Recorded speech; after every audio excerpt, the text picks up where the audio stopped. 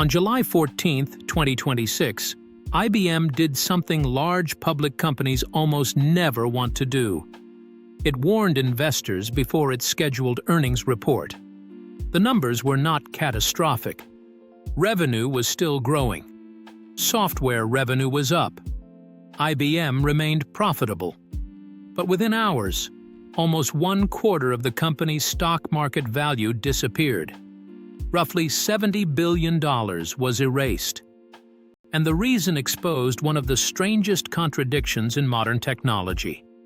IBM helped build the age of artificial intelligence. Now the AI boom may be leaving IBM behind.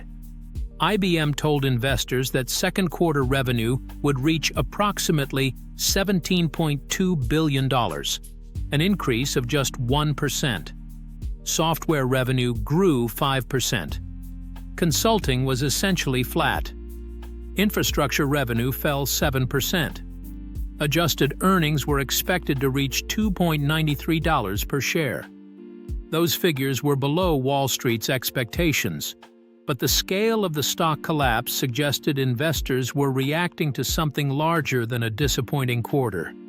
CEO Arvind Krishna admitted that IBM had misjudged how quickly its customers were changing their spending.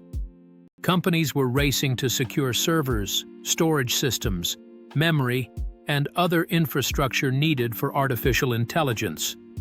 Supply was limited, prices were expected to rise, and technology departments began redirecting their budgets. Money originally expected to flow into IBM software and mainframe-related products was being spent elsewhere. IBM had correctly identified AI as the future. It had failed to predict where customers would spend their money first. That mistake is especially striking because IBM has repeatedly helped define the future of computing. In 1964, IBM launched the System Chapter 360, one of the most important corporate technology products ever created. The project reportedly cost approximately $5 billion, an extraordinary gamble at the time. It replaced several incompatible IBM product lines with one scalable family of computers. Software written for one System 360 machine could run on others in the same family. Businesses could begin with a smaller system, then expand without rebuilding everything from the beginning. The gamble worked. IBM became deeply embedded inside banks, governments, airlines, insurance companies, and some of the largest corporations in the world. Its machines did not simply process information.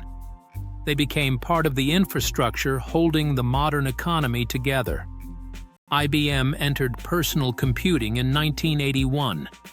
In 1997, its Deep Blue system defeated world chess champion Garry Kasparov.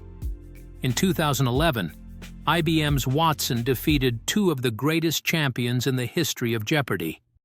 Long before ChatGPT introduced generative AI to the public, IBM had already demonstrated machines beating humans at tasks once considered uniquely intelligent.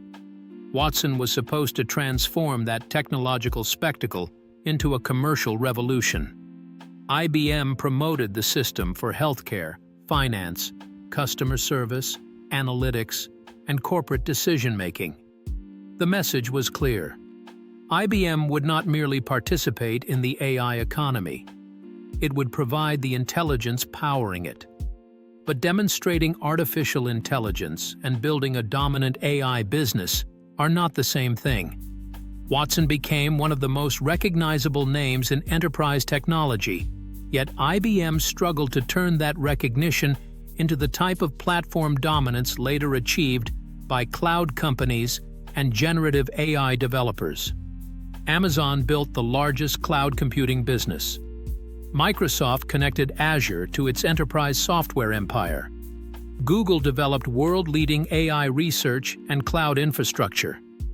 NVIDIA became the essential supplier of the chips powering the AI boom. Then companies such as OpenAI and Anthropic changed what businesses expected artificial intelligence to do. IBM still had valuable technology, deep customer relationships, and decades of institutional knowledge. But it no longer controlled the center of the story. Under Arvind Krishna, who became chief executive in 2020, IBM tried to simplify itself around hybrid cloud, enterprise software, and artificial intelligence. The most important part of that strategy had already begun with IBM's $34 billion acquisition of Red Hat in 2019. Red Hat gave IBM a stronger position in open-source software and hybrid cloud systems, allowing companies to operate across their own data centers and multiple public cloud providers. In 2021, IBM separated its managed infrastructure services business into an independent company called Kyndryl. The goal was to remove a slow-growing operation and give IBM a clearer identity. Software, hybrid cloud, artificial intelligence, high-value enterprise technology. For a time, investors rewarded the transformation. But the July 2026 warning revealed a weakness that corporate transformations often hide. A company can change its strategy faster than its customers change how they perceive it. IBM still depended on large enterprise contracts, complex purchasing decisions, and products connected to older infrastructure. When customers suddenly redirected budgets towards scarce AI hardware, IBM could not replace the missing business quickly enough. The company also admitted that several major deals expected before the end of the quarter did not close on schedule.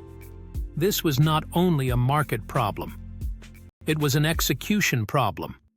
And investors were already valuing IBM as though its transformation had largely succeeded. That helps explain why the reaction was so violent. The warning did not prove IBM was collapsing. It revealed that expectations had moved ahead of reality. There is also a serious argument in IBM's defense. The company remains profitable. Software revenue still increased 5%. It generated approximately $4.8 billion in free cash flow during the first half of the year. Red Hat remains a valuable part of the business. IBM continues investing in watsonx, enterprise AI, automation, cybersecurity, and quantum computing. Large banks, airlines, governments, and corporations cannot replace mission-critical systems overnight. IBM's relationships with those customers remain extremely difficult for a new competitor to reproduce.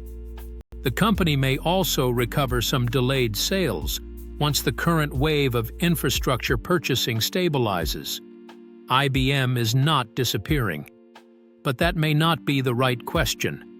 The real question is whether IBM can become essential to the next computing era, rather than merely surviving inside the previous one.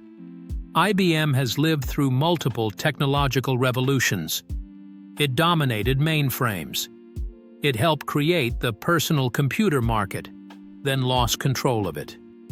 It produced historic breakthroughs in artificial intelligence, then watched newer companies capture the public imagination and much of the investment. It purchased Red Hat to regain relevance in cloud computing. Now it is betting that hybrid cloud, enterprise AI, and quantum computing will define its next chapter. The July stock collapse was not caused by one disastrous product or one fraudulent executive. It was caused by something more unsettling. The market suddenly realized that IBM may understand the future without controlling it. For more than a century, IBM survived by helping large institutions manage technological change. This time, IBM is the institution being forced to change. And in the age of artificial intelligence, history offers no guarantee that the company that helped create the future will profit from it.